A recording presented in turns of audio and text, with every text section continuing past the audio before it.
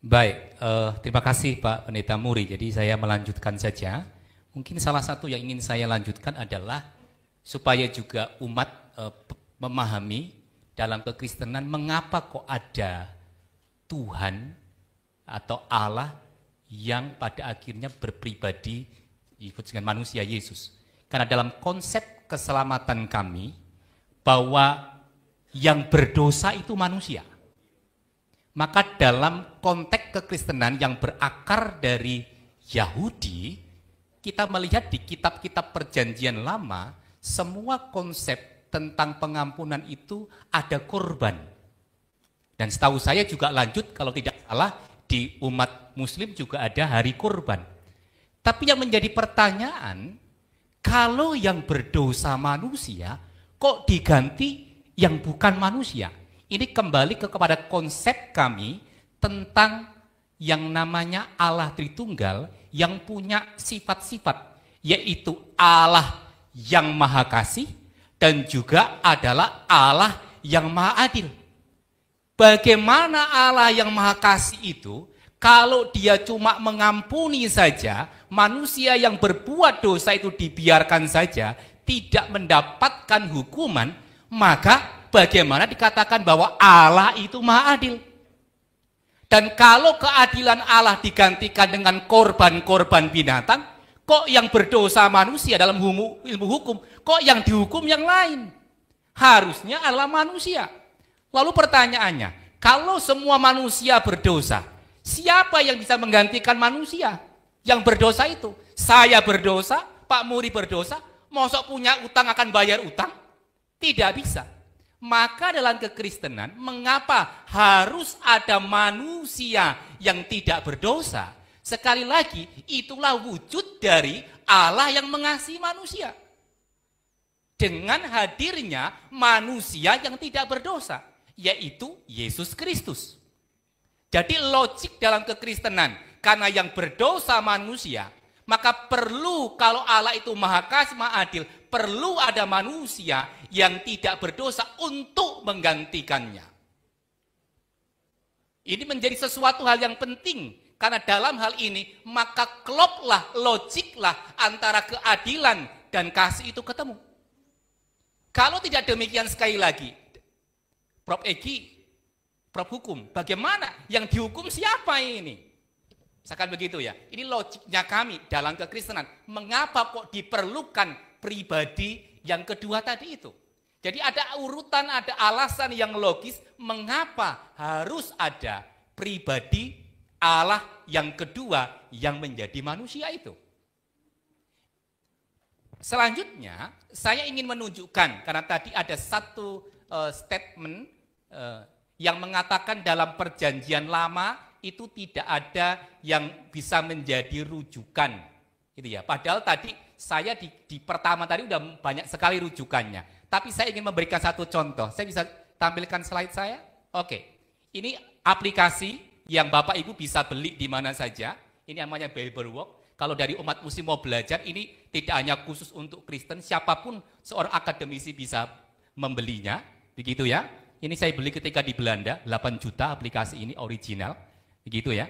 Di sini ada beberapa versi, gitu ya. Saya akan mengambil Genesis 3 ayat 22 saja. Jadi ada yang versi Septuaginta, ada yang versi bahasa Ibrani, ada yang bahasa Belanda juga ada di sini. Karena saya sempat belajar di Belanda. Ada satu kalimat dalam kalimat ini, tapi saya terjemah dalam bahasa Indonesia ya. Berfirmanlah Tuhan Allah, sesungguhnya manusia itu telah menjadi seperti salah satu dari kita. Ini kalau saya klik di sini, dalam bahasa Ibrani dan Yunaninya, kan ada Septuagintanya, memang menunjuk di sini adalah pronoun personal plural jamak. Tetapi ada yang katakan di sini juga ada di sini Tuhan, di sini Yahweh, di sini orang pertama di situ. Jadi memang ini yang saya katakan tadi, dalam kekristenan sekali lagi punya referensi objektivitas yang bergantung kepada kitab suci kami.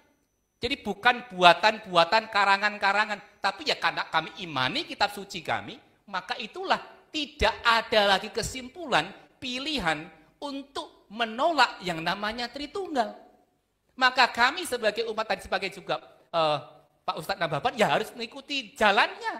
Karena ada yang ngaturnya, ya kami ikut. Ya kalau berbeda ya silahkan.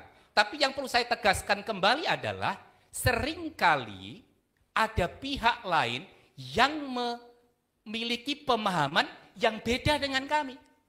Dengan kitab suci kami. Karena kami tidak pernah dalam arti punya pemahaman bahwa Allah itu tiga.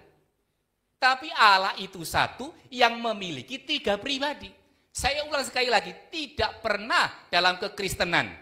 Sekali lagi ya, Kristenan yang diakui berdasarkan kitab suci.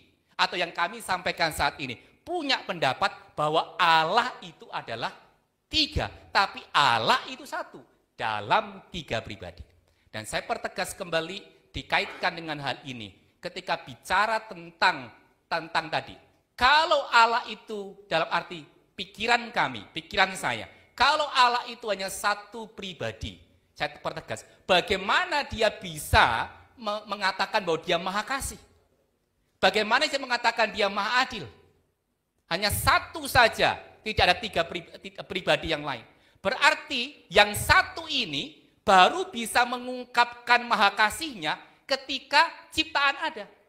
Ketika karya dunia ini ada, manusia ada. Sebelum ciptaan ada, berarti Allah ngapain? Berarti Allah bukan maha kasih. Berarti Allah itu bergantung kepada ciptaan. Karena sebelum diciptakan, bagaimana bisa mengatakan bahwa Allah itu kasih? Dalam kekristenan, mengapa mengatakan bahwa Allah itu turut menderita, turut merasakan. Jadi ada dampak etis dan etika mengapa Yesus sebagai manusia itu penting. Supaya kami paham bahwa ternyata Allah itu bisa memahami kondisi kita. Tapi juga Yesus menjadi teladan bahwa ternyata ada manusia yang bisa taat kepada kehendak Tuhan, yaitu Yesus Kristus. Maka bagi kami, Yesus juga menjadi teladan hidup kami dalam hidup sehari-hari, dalam mengasihi sesama. Jangan sampai kamu saling memusuhi, jangan sampai kamu saling mengampuni. Bagaimana ini bisa kami punya teladan? Ya, karena ada Yesus itu. Ini menjadi hal-hal yang sangat logis dalam kekristenan, karena kami juga menekankan tentang meneladani. Kita melihat contoh, dan sekali lagi, contoh yang paling logis, tentu kita perlu belajar kepada manusia yang tidak berdosa itu, yaitu Yesus Kristus, karena dia juga adalah pribadi kedua. Waktu saya masih ada? Mungkin Pak Yanto tambahkan lagi, tapi saya akan tambahkan lagi. Selanjutnya terkait dengan ayat-ayat Alkitab, saya juga ingin menegaskan, itu ya, banyak sih ayat-ayat bisa saya tunjukin begitu. Tapi yang paling penting bahwa kami melihat ajaran kitab suci kami itu secara kanonik atau secara utuh. Maka dalam hal ini, mari kita pahami dalam perspektif mengapa ada pribadi kedua dan ketiga dalam konteks di mana menyelamatkan manusia. Ingin menyelamatkan bahwa Allah itu mengasihi dunia. Dan kalau dia mengasihi dunia, jangan sampai berkontradiksi bahwa keadilannya itu tidak dinyatakan. Tapi sekali lagi yang berdosa itu manusia. Maka kalau ada korban dalam perjanjian lama dalam Yahudi, ada korban kambing, ada korban domba, ada korban burung, semuanya itu merujuk. Tapi itu tidak memenuhi keadilan karena yang menjadi objek dosa, yang berdosa itu manusia. Maka perlu manusia ini sekali lagi diperlukan jalan keluarnya. Dan bagi kami dalam iman Kristen, jalan keluar yang paling logis, iya, harus ada Yesus Kristus. Harus ada Yesus Kristus yang mau menjadi penebus kami. Untuk memenuhi aspek maha kasihnya Allah dan juga sifat maha adilnya Allah di dalam kehidupan ketika kita beriman kepada yang namanya Allah itu. Bagian terakhir dalam presentasi saya dalam hal ini. kami dalam Kristen sungguh berterima kasih bahwa memang dalam konteks sejarah kami datang hadir lebih dulu, tapi yang bagi saya tidak logik itu adalah apakah yang datang kemudian itu selalu tidak bisa dikoreksi dengan melihat kepada yang lebih dulu? Kalau bicara tentang Alkitab, Prof. Egi, bahwa banyak kontradiksi, saya juga tinggal klik website kontradiksi Al-Quran, juga banyak sekali. Tinggal saya klik websitenya ini, kontradiksi. Keluar semua juga, sama. Tapi kan ini ranah tafsir, kita perlu ahlinya untuk bisa mengurai apa yang katanya kontradiksi. Biar nggak fitnah, contoh klik satu ada kontradiksi di Quran. Yang mana? Ayat berapa dengan ayat berapa? Ya, nanti ya Prof ya. Jangan nanti sekarang, kok fitnah sudah. Ini waktunya nggak apa-apa. Bilang banyak lagi. Nanti. Saya nggak minta banyak, satu. Siap. Buktikan. Yang mana coba? Siap. Mana ya, coba? Nanti. Tunggu 1 menit, lanjut Pak. 1 menit. Saya kira saya cukup sampai di sini. Ya, terima kasih. Di timernya Pak. Ya, masuk sesi berikutnya yaitu tanya jawab antar narasumber.